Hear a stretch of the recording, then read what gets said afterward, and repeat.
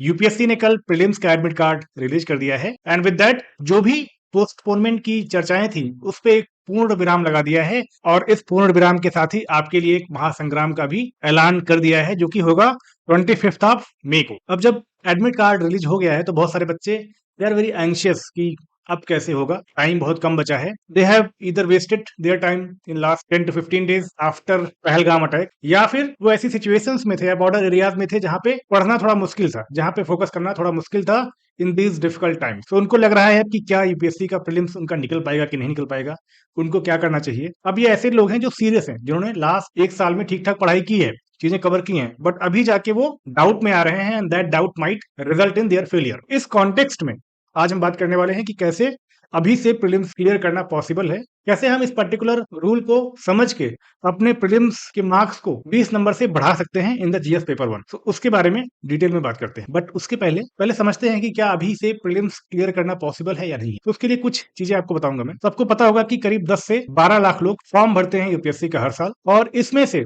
करीब 5 लाख लोग दे कम at the examination centre और एग्जाम में अपीयर होते हैं। अब इसमें से भी सिर्फ 50,000 बच्चे ऐसे होते हैं जो सीरियसली एग्जाम की प्रिपरेशन कर रहे होते हैं, जिन्होंने सीरियसली एग्जाम की प्रिपरेशन की है लास्ट 1 ईयर में, जिन्होंने सारे बॉक्सेस को टिक किया है, चाहे वो सिलेबस का कवरेज हो या पीवाईक्यूज को लगाना हो गया, टेस्ट सीरीज को लगाना हो गया। So they have done their part. तो ये लोग जो है वो कॉम्पिटिशन में है, ये लोग कॉम्पिटिशन में है। अब एग्जाम होता है और एग्जाम के बाद करीब 14 से 15,000 बच्चे दे राइट इन मेंस। अब ये प्रीलिम्स एग्जाम हो रहा है, यहाँ पे जो 50,000 बच्चे हैं ये कंपटीशन में है, they are fighting for these 14 to 50,000 seats in the mains examination. अब यहाँ से करीब 3,000 इंटरव्यू देते हैं और उसमें से 1,000 लोग सिलेक्ट होते हैं फाइनली बाय द यूपीएससी। तो ये पूरा प्रोसेस होता है। तो आपको समझना यहाँ पे ये है कि ये 10 से 12 लाख लोग या ये 5 लाख लोग, they are not your competition. Your competition is among these 15,000 serious aspirants, और इसमें से आपको जम करके पहुंचना है in this 15,000 aspirants who clear prelims examination. अभी का आपका टारगेट यही है कि कैसे हम इस 50,000 से निकल के इस 15,000 की लिस्ट में आ जाए। हम क्या ऐसा करें जिससे कि ये पॉसिबल हो सके। अब समझते हैं कि ये पॉसिबल कैसे है, कैसे आप 35,000 में ना होके 15,000 में आ सकते हो। आप 35,000 वो लोग हैं जो पढ़ाई अच्छे से कर रहे थे बट क्वालिफाई नहीं कर पाए, और 15,000 लोग वो हैं जो पढ़ाई भी अच्छे से की थी और क्वालिफाई भी कर गए। अब आपको एक इंपॉर्टेंट चीज यहाँ पे और बतानी है कि जो 35,000 लोग हैं जो क्वालिफाई नहीं कर पाए हैं, इनके नंबर कट ऑफ से 10 से 12 नंबर के बीच में ही रहेंगे। यानी कि कट ऑफ अगर 100 नंबर है तो जो इस 35,000 में जो लास्ट कैंडिडेट होगा उसके 88 89 मार्क्स आएंगे। अब मैं उन 5 लाख लोगों की बात नहीं कर रहा हूं जो अपीयर होते हैं, उनके नंबर तो बहुत ही खराब आते हैं बहुत जगह। बट ये जो लोग हैं जो कंपटीशन में थे, जिन्होंने तैयारी की थी, उनके नंबर कट ऑफ मार्क्स से सिर्फ 10 से 12 नंबर कम रहते हैं। कोई सीसेट में फेल हो जाएगा, कोई स्ट्रेस को मैनेज नहीं कर पाएगा, और उस वजह से they may not be able to clear prelims examination. इस कंडीशन में आप समझते हैं कि अगर आपके 12 नंबर कम हो रहे हैं तो आपको कितने क्वेश्चन चाहिए उन 12 नंबर को अचीव करने के लिए। जैसे आपके 100 क्वेश्चन आते हैं, तो अगर आप कंपटीशन में हैं, अगर आपने तैयारी की है, तो you will enough questions to qualify in the prelims examination. गलती कहाँ होती है कि बहुत सारे क्वेश्चंस ऐसे होते हैं जिसमें हम डाउटफुल रहते हैं, जिसमें हमें पता रहता है कि क्या सही ऑप्शन है। एनी अदर डे अगर आपसे पूछा जाएगा तो आप सही ऑप्शन मार्क करके आओगे, बट एग्जाम के दिन शायद आप गलत ऑप्शन मार्क करके आओगे। सो ऐसे क्वेश्चंस को हमें टारगेट करना है। सो अगर ऐसे क्वेश्चंस जो आप गलत कर रहे हो उनकी संख्या अगर 5 से 6 क्वेश्चन भी आप घटाते हो, यानी कि 5 से 6 क्वेश्चन ऐसे जो आप नॉर्मली गलत करते, उनको आपने सही कर दिया। तो अगर आप 5 ऐसे क्वेश्चंस सही कर रहे हो जो नॉर्मली आप गलत करते, तो आपके मार्क्स कितने बढ़ रहे हैं? आपके मार्क्स बढ़ रहे हैं इन 5 क्वेश्चंस के 10 नंबर, प्लस जो 5 क्वेश्चन आप गलत करते उनके जो नंबर हैं which is 3.34। So total 13.34 marks आप बढ़ा रहे हो by just reducing the number of questions जिसको आप गलत करते एग्जामिनेशन में। उनकी संख्या अगर 5 से भी आप घटाते हो तो आपके 13 से 14 नंबर बढ़ जा रहे हैं। अगर ये संख्या आप 6 करते हो तो आपके 16 नंबर बढ़ जा रहे हैं। सो आप देख रहे हो कि by just being careful in the coming 10 days, by just prioritising things in the coming 10 days, आप अपने सिलेक्शन के चांसेस को बहुत ज्यादा बढ़ा सकते हो। तो अगर आपके ये 12 से 16 नंबर बढ़ गए तो आप आ गए कट ऑफ के ऊपर। जैसा मैंने कहा था कि 10 से 12 नंबर के रेंज में ही रहते हैं लोग जिनका प्रीलिम्स नहीं होता है और जिन्होंने पढ़ाई की है लास्ट एक साल में। ऐसे लोग के कट ऑफ से सिर्फ 10 से 12 नंबर ही कम रहते हैं। तो अगर आपने ये मैनेज कर लिया किसी भी तरीके से तो आपके सिलेक्शन के चांसेस बहुत बढ़ जाते हैं, और ये पॉसिबल है इन द कमिंग 10 डेज, क्योंकि आपने सारी चीजें की हुई हैं। अगर आपका ये नहीं होता है तो ये आपकी खुद की गलती होगी, क्योंकि आप फोकस नहीं कर पाए, आप प्रेशर को हैंडल नहीं कर पाए, आपने अगले आने वाले 10 दिनों को अच्छे से यूटिलाइज नहीं किया, तो आपने चीजों को बहुत ज्यादा मैग्नीफाई कर लिया कि ये एग्जाम बहुत बड़ा है और you may not be able to do this year. तो बहुत सारी प्रॉब्लम्स को अगर आपने मैग्नीफाई कर लिया क्योंकि आपने लास्ट कुछ दिनों में पढ़ाई नहीं की, लास्ट कुछ दिनों में आपने फोकस खो दिया है, उसको अगर आपने मैग्नीफाई कर लिया तो आपका नहीं होगा। ये 50,000 जो लोग हैं, इसमें जिनका होगा और जिनका नहीं होगा, उनमें डिफरेंस सिर्फ यही रहेगा कि किन लोगों ने इन 10 दिनों को अच्छे से मैनेज किया, किन लोगों ने स्मार्ट तरीके से अपने 10 दिनों को यूटिलाइज किया towards maximising their output in the prelims examination on the day of the exam. उसके लिए आपके ये 10 दिन बहुत ही महत्वपूर्ण रहने वाले हैं। तो आप समझते हैं कि टारगेट क्या है अपना। टारगेट देखिए तो है कि सीसेट में आपको क्वालिफाई करना है। क्वालिफाई करने के लिए क्या करना है, उसके लिए एक वीडियो मैंने बनाया है, उसका लिंक मैं डिस्क्रिप्शन में डाल दूंगा। आप मेरे चैनल पे जाके भी देख सकते हो। वहां पे मैंने बताया है कि कैसे आप 100 नंबर ला सकते हो आसानी से in the CSAT paper by studying few hours every day for the next 10 days. उसके बाद आता है जीएस। जीएस में ऐसा हम क्या करें कि जो मेरे ये 5 से 7 क्वेश्चंस गलत होते नॉर्मली, वो सही हो जाए और उसकी वजह से हम कट ऑफ के ऊपर पहुंच जाए। जो कट ऑफ का मार्क है उससे हम ऊपर पहुंच जाए। अब देखिए प्रीलिम्स का जो आपका नंबर है ये ऐड नहीं होता है आपके फाइनल सिलेक्शन में, तो आपको यहाँ पे टॉप नहीं करना है। You just have to clear the cut off. Cut off के ऊपर पहुंचना है आपको, और वो पॉसिबल है in the coming next 10 days. अगर आपने सेल्फ डिसिप्लिन इम्पोज करके अपने ऊपर प्रेशर को अच्छे से हैंडल करते हुए स्मार्ट स्टडी किया आपने, तो ये पॉसिबल है। अब वो कैसे करना है इसकी बात करते हैं। कैसे करना है, एक इसमें बात करेंगे हम एकेडमिकली आप क्या कर सकते हो, कैसे आप 5 से 7 क्वेश्चन अपने सही कर सकते हो जो कि नॉर्मली गलत होते।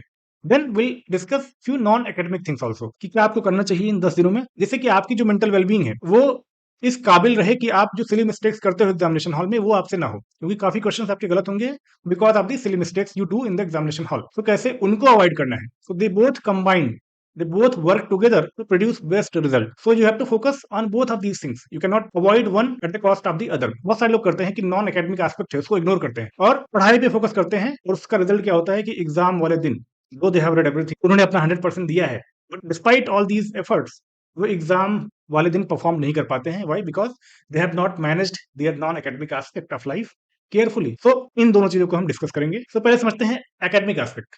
सो क्या होता है कि प्रेशर बहुत ज्यादा होता है, सभी के ऊपर होता है। It's a very tough exam, हम सभी को पता है बहुत बड़ा एग्जाम होता है। आपने एटलीस्ट 1-2 साल तैयारी की होगी इस एग्जाम के लिए। सो प्रेशर अपने आप होना लाजमी है, जायज है, पॉसिबल है। बट उसके कारण क्या होता है कि आप बिखर जाते हो, यू लूज योर वे, आप अपना पाथ भूल जाते हो। पाथ इंपॉर्टेंट है। पाथ कैसे आपको पता चलेगा, जब आपके पास कोई प्लान होगा। तो प्लान योर नेक्स्ट 10 डेज कि आपको नेक्स्ट 10 डेज में रफली क्या करना है। Don't be master of plans, बहुत डिटेल प्लान मत बनाइए आप, इट वोंट वर्क।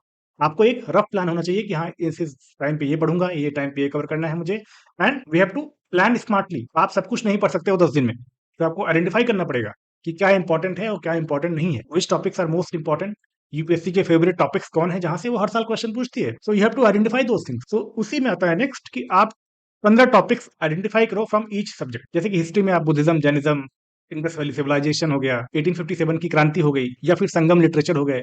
सो ऐसे बहुत सारे टॉपिक्स हैं जो यूपीएससी के फेवरेट हैं और हर साल पूछे जाते हैं। पॉलिटी में जैसे स्पीकर हो गए, पार्लियामेंट हो गया, प्रेसिडेंट हो गए, गवर्नर के रोल के ऊपर क्वेश्चन आता है, सुप्रीम कोर्ट के जजमेंट्स के ऊपर क्वेश्चन आते हैं, फंडामेंटल राइट से आते हैं, डीपीएसपी से आते हैं।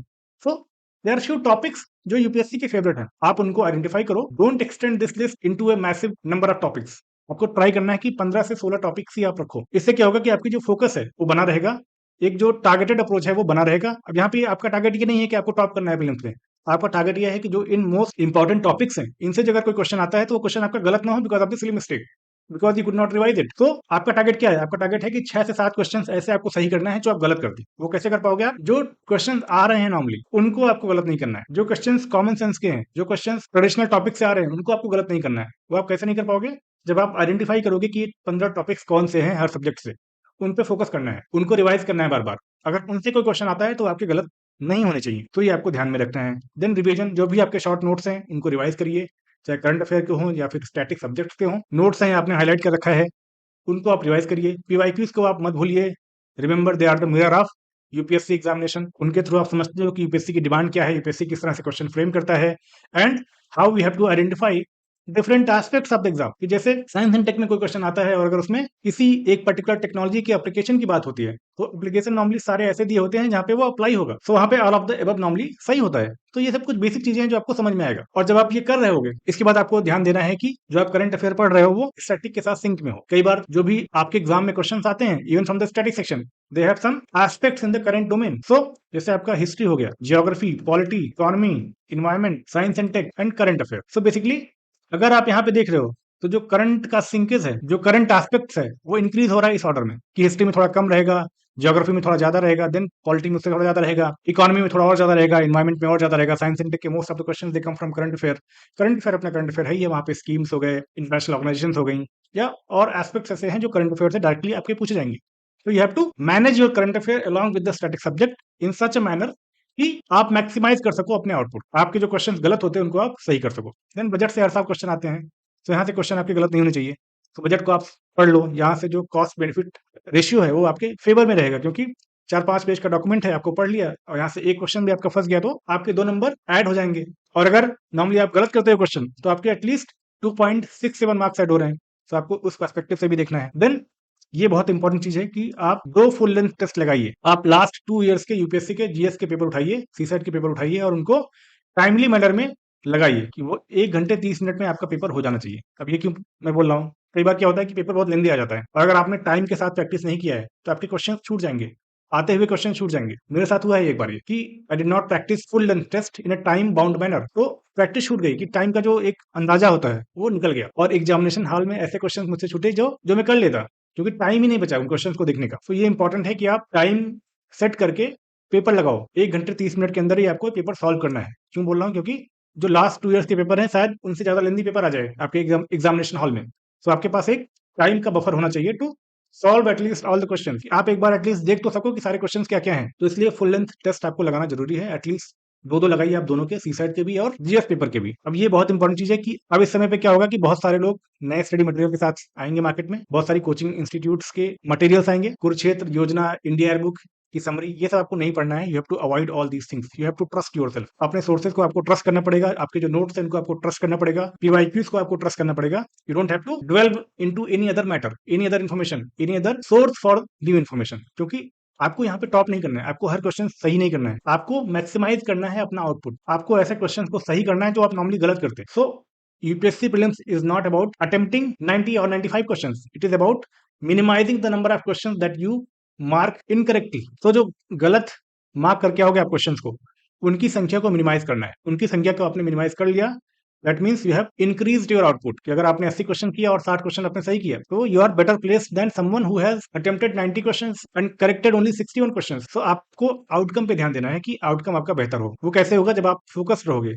आपके सोर्सेज लिमिटेड रहेंगे और एक मेंटल स्टेबिलिटी भी जरूरी है, क्योंकि अगर मेंटल स्टेबिलिटी नहीं रहेगी तो आपको आते हुए क्वेश्चन भी आप गलत करके आओ। तो ये कुछ हो गए एकेडमिक एस्पेक्ट। नॉन एकेडमिक में देखते हैं कि स्ट्रेस मैनेजमेंट ये बहुत ही इंपॉर्टेंट रोल प्ले करने वाला है, आपको शायद आइडिया भी नहीं है कि हाउ इंपॉर्टेंट इट इज। अगर आप स्ट्रेस नहीं मैनेज कर पाए, और ऐसे में बहुत सारे लोगों को जानता हूं जो पढ़ने में बहुत ही ब्रिलियंट है, उनके टेस्ट में भी अच्छे मार्क्स आते हैं, but the moment they step into the examination hall they lose focus, they lose confident, because they could not manage there stress. और वहां पे आते हुए क्वेश्चन गलत करके आते हैं या फिर कॉम्प्रहेंड नहीं कर पाते हैं, क्योंकि कई बार क्या होता है एक क्वेश्चन में 5 स्टेटमेंट दिए हुए हैं और अगर आप फोकस नहीं हुआ, अगर आपका स्ट्रेस मैनेजमेंट अच्छा नहीं है, तो आपने पहले स्टेटमेंट को जैसे पढ़ा और जब आपने 5वें को पढ़ा तो आपने पहला स्टेटमेंट भूल गए आप, तो आप लिंक नहीं कर पा रहे हो उस क्वेश्चन को, आप कॉम्प्रहेंसिवली अंडरस्टैंड नहीं कर पा रहे हो, कॉम्प्रहेंड नहीं कर पा रहे हो। उस चक्कर में आपके क्वेश्चन गलत हो जाते हैं या बहुत टाइम लेता है आपको वो क्वेश्चन अटेम्प्ट करने के लिए। तो इसलिए स्ट्रेस मैनेजमेंट बहुत जरूरी है, this is the most important thing. इसके लिए चाहे तो आप वॉक करना स्टार्ट कर दो 15 से 20 मिनट आफ्टर योर डिनर, उस टाइम पे आप कुछ एजुकेशनल वीडियो वगैरह भी सुन सकते हो, but you have to manage your stress in the best manner possible. Then sleep cycle, क्या होगा कि बहुत सारे लोग रात में पढ़ते हैं और दिन में सोते हैं, but this can not go on. आगे आने वाले 10 दिनों में आपको अपनी स्लीप साइकिल को मेंटेन करना है, आपको ये इंश्योर करना है कि 8 AM से लेके 6 PM तक आपका जो माइंड है इस ड्यूरेशन में बेस्ट एफिशिएंसी के साथ काम कर रहा है। ये कैसे पॉसिबल होगा, या आपके दिमाग को जगने की आदत होगी इस ड्यूरेशन में। तो इसलिए जरूरी है कि आप रात में सोइए और इस ड्यूरेशन में पढ़िए, इस ड्यूरेशन में अपने माइंड को एक्टिव रखिए, ये बहुत ही इंपॉर्टेंट है। अदरवाइज एग्जाम वाले दिन आपका दिमाग काम नहीं करेगा, you may not be able to focus with the efficiency you require, और अपनी कैपेबिलिटी को आप यूटिलाइज नहीं कर पाओगे। तो इसलिए जरूरी है कि स्लीप साइकिल भी आप मेंटेन करो। एट द सेम टाइम ये भी ट्राई करो कि जो आपका स्टडी टाइम है वो सिंक हो सके इस ड्यूरेशन में। एक जो स्टडी पीरियड है वो इस टाइम का बनाइए आप कि 9:30 से 11:30 के बीच में, एंड दूसरा 2:30 से लेके 4:30 के बीच में, जिससे कि आपका माइंड सिंक हो जाए उस टाइम ड्यूरेशन से। इस टाइम पे आप टेस्ट भी लगा सकते हो, जो मैंने बात की थी कि आपको जो फुल लेंथ टेस्ट लगाने हैं आप इस टाइम पे लगा सकते हो। छोटी छोटी चीजें हैं जो आपको शायद अभी समझ में नहीं आएंगी और शायद मैटर भी ना करें अगर आपकी तैयारी बहुत ज्यादा है या प्रीलिम्स से आपके नंबर बहुत ज्यादा आ रहे हैं, बट अगर आप बॉर्डर पे हो, अगर आप उन 35,000 लोगों में हो जो शायद प्रीलिम्स नहीं क्लियर कर पाएंगे, आपके लिए हर एक छोटी चीज इंपॉर्टेंट है, आपके लिए हर एक चीज को मैनेज करना इंपॉर्टेंट है। अगर आपका नहीं होता है तो आप इन छोटी छोटी चीजों को आप लेके परेशान रहोगे, आपको लगेगा कि मैं सो लिया होता टाइम से तो शायद मेरा प्रीलिम्स हो जाता। या 2 नंबर मेरे और बढ़ जाते। तो this is the time to implement all these things. Next, health को ध्यान रखना है। हेल्थ अगर आपका ठीक नहीं रहेगा तो you will not function with your 100% potential. मैं जानता हूँ ऐसे कई लोगों को। एक मेरे सीनियर थे, उनका मेंस नहीं हुआ क्योंकि उस टाइम पे उनको डायरिया हो गया, लूज मोशंस हो गए, मेंस के बीच में उनको जाना पड़ रहा था वॉशरूम। सो आप समझ रहे हो कि छोटी छोटी चीजें दे अफेक्ट अ लॉट। सो आपको हेल्थ को भी मैनेज करना है अपने। देन ग्रुप डिस्कशन आप छोड़ दीजिए। Now you have to focus on your own study, your own study material. So group discussion आप छोड़ दो, क्योंकि इससे क्या होगा कि अगर आपको बहुत आता है तो आप ओवर कॉन्फिडेंट हो जाओगे, विच इज नॉट गुड। अगर आपको कम आता है तो you'll become under confident, which is also not good. So आपको ये अवॉइड करना है। अभी आपको फोकस करना है अपने स्टडी मटेरियल पे, अपने ऊपर और अपने रूटीन पे, ठीक है। सो ये कुछ चीजें हैं नॉन एकेडमिकली जो आपको नहीं करनी है। इन दोनों को जब आप कंबाइन करोगे, so you will easily able to reduce the number of wrong attempts in your prelims examination by 6 to 7 questions. I can guarantee you that. अगर आपने ये फॉलो कर लिया in the coming next 10 days. So that is my objective here, कि आपको बता सकें कि कैसे आपकी जो number of wrong questions attempted हैं उनकी संख्या डिक्रीज करनी है, उनको रिड्यूस करना है बाई 6 to 7 क्वेश्चंस, और उसके बाद आपका प्रीलिम्स गारंटीड हो जाएगा। Nobody can stop you from that. So अगर आपके कुछ और सजेशंस हैं, कुछ और क्वेश्चंस हैं, you can comment in the comment box. I hope the video was helpful. और कुछ और डिमांड है आपकी किसी और टॉपिक पे, अगर आप चाहते हैं कि मैं वीडियो बनाऊं, so do comment about the topic as well. I reply to each and every comment personally. So thank you for joining. All the very best. मिलते हैं जल्दी एक नए वीडियो में। जय हिंद।